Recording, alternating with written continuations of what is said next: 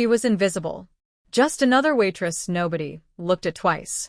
But when the billionaire tried to mock her in a foreign language, she did something that made the entire restaurant go silent and cost him everything. You need to hear this. Welcome to the story room. While you are here, please hit the subscribe button and comment your view on the story and where you're watching from. You know, sometimes we become invisible without even realizing it. That's what happened to Grace Turner. She worked at the Golden Terrace, one of those fancy restaurants in downtown Chicago where every table costs more than most people make in a week. Grace wasn't supposed to be there. Not really. 3 years ago, she was living a completely different life. She was studying languages at Oxford University in England. Can you imagine? She spoke 7 languages fluently and was writing research papers that professors twice her age couldn't understand.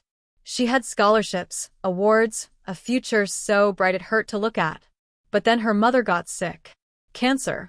The bills started piling up like snowdrifts in winter. Grace dropped everything, flew home, and never went back. Oxford became a memory. Her dreams got packed away in a box she couldn't bear to open. Now she carried plates, smiled when she didn't feel like smiling, apologized for things that weren't her fault. And most nights, she walked home with aching feet and an aching heart, wondering if anyone even saw her anymore. It was a Thursday night. The restaurant was packed with the usual crowd, expensive suits, designer dresses, laughter that sounded like money. Grace was working table 12, trying to stay invisible like she always did. That's when Brandon West walked in. If you don't know the name, just know this. Brandon West owned half the tech startups in the city. He was the kind of rich that made other rich people feel poor. And he had a reputation, not a good one. He loved making people feel small. It made him feel big. He sat down with his girlfriend, a woman who looked uncomfortable just being near him. And then Brandon saw Grace. Something in his eyes shifted. He had found his entertainment for the evening. He started ordering in what he thought was Italian. But it wasn't Italian. It was gibberish mixed with hand gestures and a fake accent that would have been funny if it wasn't so cruel. His girlfriend laughed nervously. Other tables started watching. You understand me, right? Brandon said loudly, looking around to make sure everyone was paying attention. Or, do I need to speak slower? He dragged out the word, mocking her. Grace stood there, holding her notepad. She could feel every eye in the restaurant on her. This was the moment. The moment she was supposed to shrink, to apologize, to disappear even more than she already had. But something inside her snapped. Before the story continues, subscribe. These stories are written to change lives. Grace looked Brandon West directly in the eyes. And then she spoke. Not in English. In perfect, flawless Italian.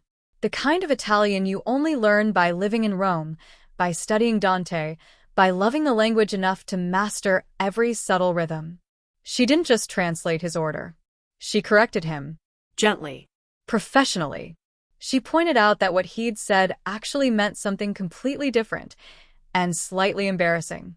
Then she recommended a wine pairing in Italian so smooth, so effortless, that the actual Italian chef came out of the kitchen just to listen. The restaurant went dead silent. You could hear silverware touching plates. Someone's phone buzzing. Nothing else. Brandon's face turned red. Then purple. His girlfriend stared at Grace like she'd just witnessed a magic trick. Other diners started whispering, some even smiling.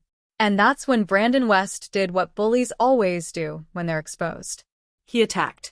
He stood up, his chair scraping loudly against the floor. This woman, he shouted, pointing at Grace, just stole my wallet. I want the police called right now. Right now. The whispers turned to gasps. Grace felt her heart sink. It didn't matter that she hadn't done anything. In a place like this, power spoke louder than truth. And Brandon West had all the power. Or so everyone thought. From a quiet table in the corner, an older man stood up. He wasn't loud. He didn't shout. But somehow, everyone turned to look at him anyway. There was something about the way he carried himself, calm, certain kind. His name was Thomas Brightwell. And if you knew anything about business in America, you knew that name. Thomas Brightwell had built libraries in 30 countries. His foundation funded hospitals, schools, research programs. He didn't just have money. He had respect. "Excuse me," Thomas said, his voice gentle but firm. "Before we call anyone, perhaps you should check your coat pocket, young man." Brandon froze. His hand moved to his jacket, fumbling through the pockets. And there it was. His wallet, right where he'd left it. The restaurant erupted. Not with noise, but with a feeling. You could feel the shift, the justice of the moment settling over everyone like a warm blanket on a cold night. Brandon tried to stammer out an explanation, but Thomas wasn't done. He walked over slowly, standing between Brandon and Grace like a shield. "I recognize you," Thomas said, looking at Grace now. "Oxford, wasn't it? 3 years ago. You were doing research on linguistic preservation in endangered communities. I was supposed to present you with the Chamberlain Fellowship." Grace's eyes filled with tears. Someone remembered. Someone saw her. Thomas turned back to Brandon. "I also recognize you, Mr. West. Your company has been seeking investment from my foundation for months. Consider that request permanently denied." He said it so simply, so quietly, but everyone in that restaurant knew what it meant. Brandon West had just lost millions.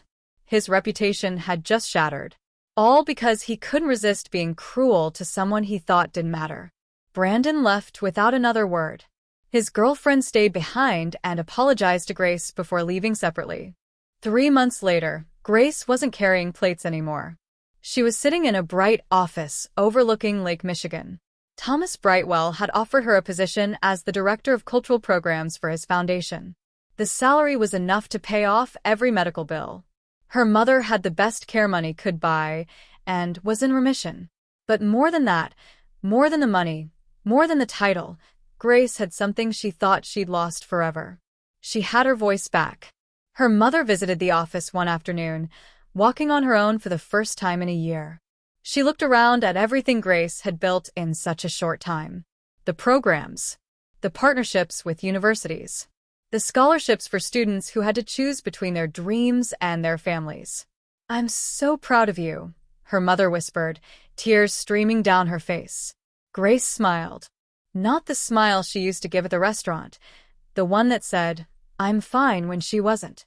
A real smile. One that reached her eyes. Because here's the truth. Brandon West still has his money. He still has his tech companies. But Grace? Grace got something better. She got herself back. And now she's spending every single day making sure that no one else has to choose between being seen and surviving. Sometimes the people we ignore are the ones with the most to say. And sometimes, all it takes is one moment of courage to remind the world that invisible doesn't mean powerless. Thanks for your watching. Don't forget to share, like, and subscribe to the Story Room for meaningful stories that inspire and teach life lessons. And follow for the part 2.